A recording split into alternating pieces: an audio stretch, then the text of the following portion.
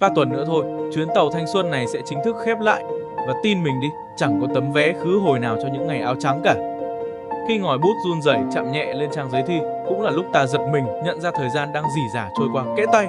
Đừng tìm thanh xuân trong những định nghĩa sáo rỗng hay những trang sách vô hồn nữa. Ý nghĩa thực sự của nó không nằm ở đó. Nó nằm ở vị mặn của giọt mồ hôi rơi nhòe trên trang giấy, nơi mà mỗi con chữ bạn viết xuống đều là mảnh ghép của một thời tuổi trẻ đầy kiên cường. Chúng ta, những kẻ lữ hành phong trần, đã cùng nhau đi qua biết bao mùa mưa nắng trên toa tàu mang tên thanh xuân. Có những nụ cười vụng dại, có những giọt nước mắt vội vã. Giờ đây, khi sắc phượng đang bùng cháy dưới khoảng sân đầy nắng, ta bàng hoàng nhận ra mình đang đứng ở ga cuối cùng. Có nuối tiếc không? Có chứ. Nhưng hãy nhớ, chuyến tàu này sẽ mãi mãi tan vào màn sương huyễn hoặc của quá khứ, vĩnh viễn không quay lại một lần nào nữa. Vậy nên, đừng viết để trả bài cho người lớn, hãy viết để trả nợ cho chính tuổi trẻ của mình. Vì sau này, khi nhìn lại, bạn sẽ thấy mình đã từng đi qua một mùa hạ rực rỡ đến nhường nào.